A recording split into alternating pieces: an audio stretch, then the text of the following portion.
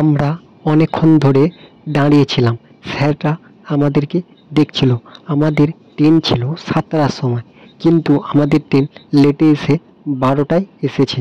তমলুক ধারিন্ডা স্টেশনে এত রাত্রি পর্যন্ত কেউ থাকে না। স্যার আমাদেরকে ট্রেনে চাপিয়ে দেবে।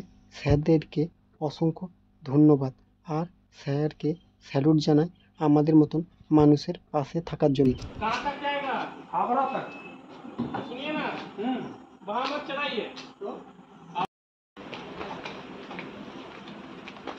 खाली अच्छे राइट पालदा बोल रहे हैं।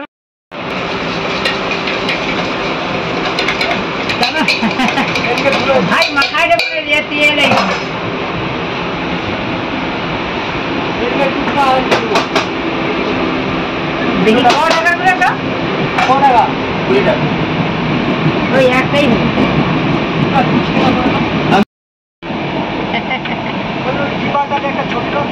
দাদাটা ঝালমুড়ি বানালো, খুব সুন্দর হয়েছে।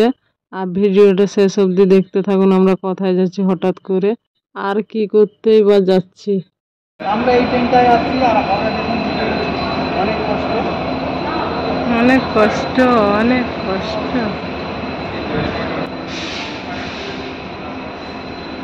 আমরা এখন হাওড়া স্টেশনে নেমে গেছি। নামার ভিডিও তোমাদের সাথে শেয়ার করতে পারিনি। কেন? আমাকে নামাতে তোমরা জানো অনেক কষ্ট হয়। রেণুকা কোলে করে নিয়ে হুইল চেয়ারে বুশ করাতে হয়, তার জন্য অনেক কষ্ট হয়। তার জন্য আমরা ভিডিওটা করতে পারিনি। আর আমার ঠাকুমা তো ক্যামেরা জানে না, তোমরা জানো।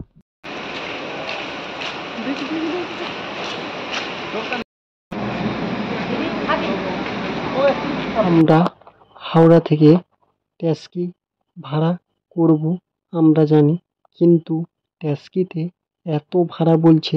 শিয়ালদা 400 টাকা, কেউ বলছে 500 টাকা। এত টাকা মানে এইটুকুন রাস্তা এত টাকা। তারপরে একজন দাদা আমাদেরকে দেখে মানে বলল, চলে এসো, আমি তোমাদেরকে ক্যাব বুক করে দেবো। দাদা আমাদেরকে ডেকে ক্যাব বুক করে দিয়েছিল। আমরা ক্যাবে করে এখন যাচ্ছি।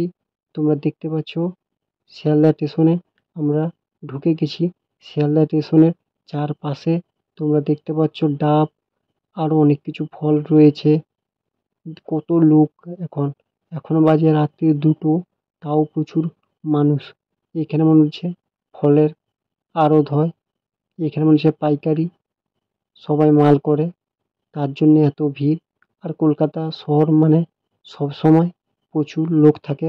আমি রাত্রে অনেকবার ডাক্তার দেখাতে হোক অনেকবার গিয়েছি রাত্রে, কিন্তু এত রাত্রে কোনো দিন কলকাতা শহর পড়ার পরে দেখলাম।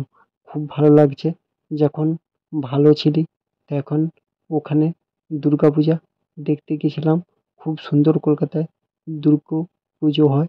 আর ভ্যান রিক্সা তোমরা দেখতে পাচ্ছ, আর আমাদের এই সাইডেও ভ্যান রিক্সা রয়েছে। শিয়ালদা স্টেশনের সাইডটা তোমরা দেখে চিনতে পেরেছো।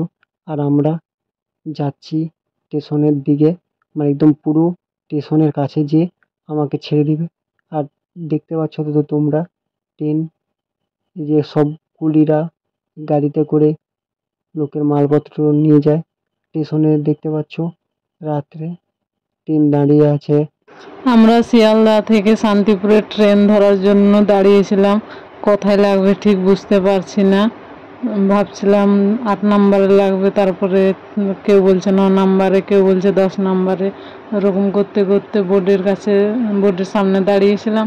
ওখান থেকে 2 নম্বরে ট্রেন লাগলো ভোর 4:35। তমলুক থেকে আসার সময় ঝালমুড়ি খেয়েছি, আর ট্রেনে কিছু খাওয়া হয়নি। আমরা ভাবলাম নেমে খাবো, এত রাত্রে তো তেমন কিছু ভালো খাবার পাওয়া যাবে না, আর কিছু খাওয়া হয়নি।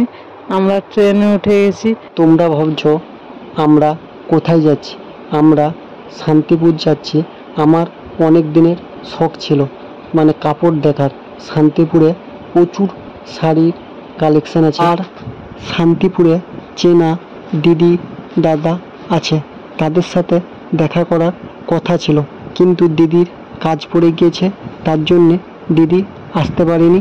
আর শান্তিপুরের রাস্তাগুলো তোমরা দেখতে পাচ্ছ, যারা যারা শান্তিপুর গিয়েছো তোমরা সবাই এই রাস্তাগুলো চিনতে পেরে যাবে। খুব সুন্দর শান্তিপুর জায়গাটা, এবং এখানে কলা, লিচু বাগান, লেবু বাগান, প্রচুর বাগান দেখে তোমাদের খুব ভালো লাগবে। আর আমরা টোটোয় করে যাচ্ছি, এইটা ওভারব্রিজ তোমরা দেখতে পাচ্ছ ওভারব্রিজটা। আর টোটো কাকু খুব ভালো। আর এখানে শুধু তোমরা সারি সারি। শান্তিপুর জায়গাটা খুব সুন্দর লেগেছে। আর এখানেও দেখছি প্রচুর আমের বাগান। আমাদের মালদার ওদিকে যেমন আমের বাগান আছে, এদিকেও তেমনই আমের বাগান। সকাল থেকে তো আর তেমন কিছুই খাওয়া হয়নি। আর বরের খুব শরীর দুর্বল হয়ে গেছিল, বসতেও পারছিল না, মাথা ঘুরছিল খুব। এখানের রাস্তাগুলো খুব সুন্দর, আর এখানে টোটোগুলো খুব ভালো। কেন, আমারও 20 টাকা নিয়েছে, সবারই 20 টাকা করে ভাড়া। অনেক দূর রাস্তা নিয়ে যায়, 20 টাকা করে ভাড়া। কেন, আমাদের বাড়িতে যদি টোটো যায়, মানে আমাদের এই সাইড থেকে, আমাদের এখান থেকে ধরো তোমরা বুঝতে পারবে না, 5 কিলোমিটার গেলেও 100 টাকা নেবে টোটো। কিন্তু এরা এত দূর নিয়ে যাচ্ছে, এই দাদারা এত কম ভাড়ায়, খুব ভালো লাগে। আর টোটো খুব সুন্দর চালায়, আস্তে চালাতে বললে আস্তে চালাবে টোটো, কিন্তু দাদারা খুব ভালো। আর এখন আমরা মা মনসা শাড়ি সেন্টারে চলে এসেছি। এই দাদার দোকানে আমরা শাড়ি কিনবো। এই দাদার সাথে আমার কথা হয়, দাদা খুব ভালো এবং দাদার পুরো ফ্যামিলি খুব সুন্দর। দুর্গা পূজার নতুন নতুন শাড়ি এসেছে, আর এখানে শাড়ি কম দামে নিয়েছে। বরকে দেখে মালিকও কম করেছে, বেশি দাম করেনি, মানে 10-5 টাকা লাভও করেনি, কিনা দামে দিয়েছে। আমরা দোকানে খুব সকালে ঢুকেছি, সকাল 7টার দিকে, তার জন্য তত ভিড় ছিল না। অনেক দূর থেকে লোকজন আসে, ভিড় হয় খুব। আমরা এখন শান্তিপুর মা মনসা শাড়ি সেন্টারে এসেছি। এখন এখানে অনেক কালেকশন, মানে শাড়ি আর শাড়ি, যেন কারখানা ছিল। কত শাড়ি দেখো, আর কত শাড়ি কুরিয়ার হচ্ছে। আর শাড়িগুলো দেখাতে বলবো ভালো করে।